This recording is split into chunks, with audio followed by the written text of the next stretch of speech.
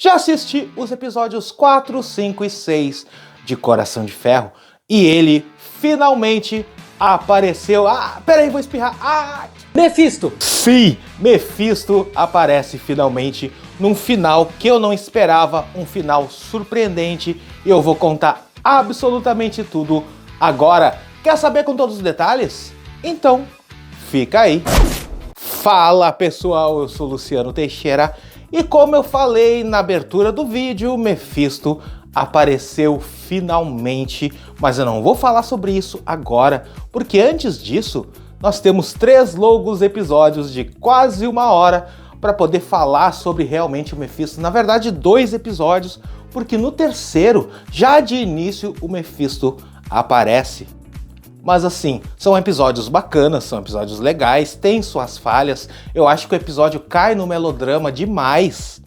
Porque assim, a Riri tá lidando com o capuz, tá lidando com seus medos, tá tentando ver uma maneira de sair da gangue do capuz e de deter o capuz e de também ver o que ele tava lidando, o que era aquele pedaço de capuz, o que realmente tava acontecendo ali.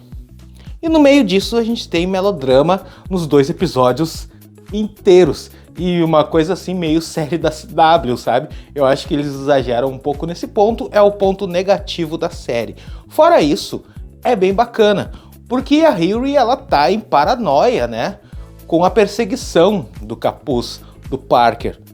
Porque ela já desconfia que a morte do seu primo, aquele que era o fiel escudeiro dele, que estava sempre ao lado dele, cairia nas mãos da Riri Williams, que ele descobriria e mataria ela, talvez matasse até a família. Então, basicamente, o primeiro episódio, ele gira todo ao entorno disso. E não é que o Joe, sim, o Ezekiel Stane, filho do Stane, acaba ficando com toda a culpa dos assaltos, porque descobriram todos aqueles equipamentos que a Riri acabou utilizando, né? Pegando equipamentos dele, ele ficou como culpado, foi preso, foi desmascarado e todo mundo sabe dele. Então a vida do cara tá completamente destruída. E ele vai pra cadeia, ele fica com raiva da Riri, e é uma relação meio complicada, porque nos episódios lá do começo da semana passada, quando ele faz uma chantagem com ela, eu fiquei, esse cara vai virar vilão. Depois vira amigo dela e tal, então ficou essa relação aí. Mas logo depois é revelado que o capuz sabe que a Riri é responsável pela morte do primo dele, né? E manda aquela gangue, né? Aquela gangue toda muito louca pra ir atrás da Riri. Aí é que tá a questão. A gangue com 2 lutadores assim que lutam muito bem, com uma especialista que é a palhaça em bombas, a Riri consegue se desvencilhar deles, consegue lutar com eles e conseguir fugir com todos esses especialistas. Porque gangue tem esse capuz, né? Numa boa. Mas quando chega na rua, antes disso teve um experimento, porque o capuz foi atrás do Ezekiel, do Joey, e fez um experimento nele, que do nada surgiu esse experimento, e o cara virou uma espécie de homem biônico misturado com Electro, que tem energia e vários poderes e tal. Assim, do nada, virou. Rasparam a cabeça dele e ficou bem diferente, inclusive. E aí a gente volta para essa cena de perseguição, que ela consegue deter todos os capangas do capuz, mas quando tá fugindo, ela consegue recuperar a sua armadura.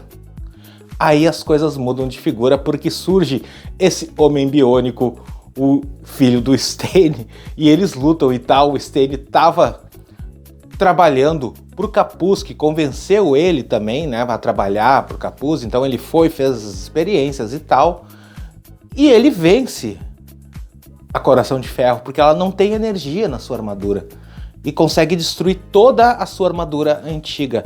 A ideia era matar ela, mas ele pensa, não mata ela, pega e vai embora e diz pra ela sair da cidade. Já no segundo episódio, é basicamente isso também, toda aquela gangue tá se voltando contra o capuz, que tá perdendo a cabeça, aquelas coisas que estão surgindo na pele dele aqui, que é do capuz, que é da magia, acaba também deixando o cara completamente pirado. Então ele manda todo mundo embora, vai todo mundo embora, No episódio 1, voltando um pouquinho, surge aquela feiticeira, sim, que é a Zelma, que é filha de uma mãe lá que é amiga da Harry e tal, e ela era de Camartage.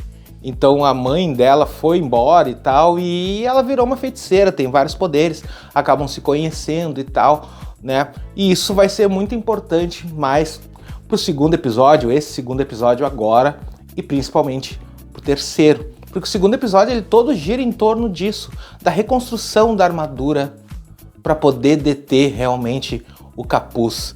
Que é mostrado assim a sua motivação, a motivação do Capuz.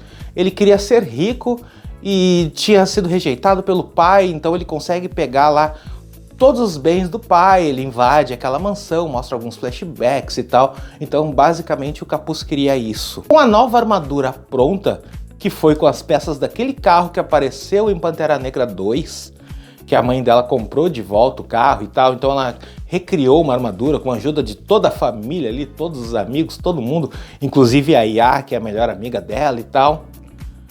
Era hora de ter alguma coisa que gerasse energia, uma energia ilimitada. E esse é o grande problema da Harry, ela não tem.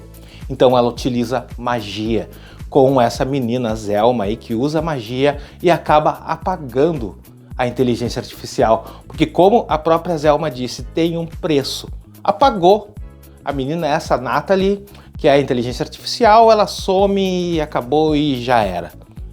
Aí nós vamos para realmente o confronto, pro episódio final, eu ia dizer episódio 3, mas na verdade episódio 6, né, de Coração de Ferro, que já começa aí sim com um flashback do Parker fazendo um crime, cometendo um crime com seu primo e sendo perseguido a ponto de ser pego, tá?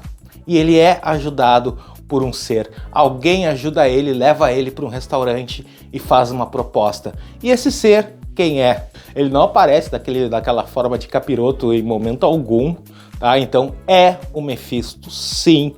Aparece, faz a proposta para ele. E ele quer dinheiro, ele quer ser um rei e não sei o quê. E ele consegue. O Mephisto, ele dá ali o Capuz para ele, dá os meios dele conseguir isso. Mas isso vai sugar muita coisa, né, do próprio Parker. E aí o Parker pergunta, o que você quer em troca? Ah, nada de muito importante. Óbvio, a alma dele, né, que deve ser. Então essa é a grande questão. Porque fica um vazio depois nesse episódio, porque o Parker conseguiu tudo o que queria e ele queria mais. Ele confronta o Mephisto, que retorna, sim. E o Mephisto já não tá gostando muito das atitudes do Parker, já tá pensando em outra pessoa, já viu outro alvo, e isso é surpreendente, isso revela todo o final, porque a Harry, ela tá com a sua armadura já com magia e resolve enfrentar o Capuz. Depois de uma luta ali, mais ou menos e tal, ela vence o Capuz, pega o Capuz de volta e leva embora, deixa o Parker sem o Capuz. E não é quando ela tá indo embora naquela pizzaria que é a sede da gangue do Capuz, ela dá de cara com ele, Mephisto em pessoa. Mephisto! E ele faz a proposta para Harry. Ele quer a Harry, ele quer realmente utilizar a mente genial dela com algum propósito, com algum objetivo e faz a proposta. O que você quer? Ela pergunta o que vai ter em troca, ele dá a mesma resposta que deu pro Parker. É nada de muito importante, não sei o que. E fica ali a cena, isso é muito surpreendente, porque a gente olha pra Harry e ela tá com uma cara assim bem de convencida, que não vai aceitar, que vai dar um não, vai dizer um não pro Mephisto, vai chegar pro Mephisto e dizer não, não aceito, e o Mephisto vai embora. E essa é a parte mais surpreendente da trama, porque aí vai mostrando ela conversando com o Mephisto e ao mesmo tempo ela na sua oficina lá, e chega a Natalie, a melhor amiga. Ela está viva, sim. E isso a gente não tá sabendo. O que tá acontecendo? O que aconteceu? Por que ela voltou? Voltou a Yá? E aí ela toca na menina e não é uma Yá. É ela de volta, a melhor amiga está viva.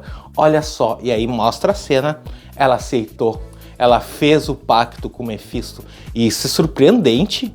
E eu acho que isso quebra muito a construção da personagem em torno desses 6 episódios, que ela começa fazendo algo errado, se arrepende, né? E aí vai lá e faz outra coisa errada no final. Isso é muito louco, mas isso deixa em aberto um grande gancho, porque agora a Riri tem um pacto com o Mephisto. Agora a Riri está com o Mephisto, porque o Mephisto, ele aparece. Tá? Ele vai ficar na cola dela, eles têm um trato, eles estão trabalhando juntos. Aonde isso vai levar, não sei. Uma segunda temporada, acho difícil. Alguma coisa relacionada a Novos Vingadores, Jovens Vingadores nesse caso aí, né? Aquela reunião dos Champions e tal, com o Mephisto junto da Riri. Pois é, vamos ver aonde isso vai chegar. Espero que a Marvel faça alguma coisa, porque só colocar o Mephisto ali, fazer um pacto com ela e depois disso não falar mais nada, já embarcar em Vingadores Doomsday, Guerras Secretas e por aí vai, e deixar estilado, eu acho que não seria interessante para nenhum personagem, principalmente para Riri e para o Mephisto. Então vamos ver o que vai acontecer. Gostei, achei que o Mephisto apareceria caracterizado, uma coisa como já tinham falado em vazamentos já há anos atrás, uma coisa meio comédia. Me surpreendeu o visual, o vocalista System of a Down do Mephisto. Eu gostei, sinceramente gostei.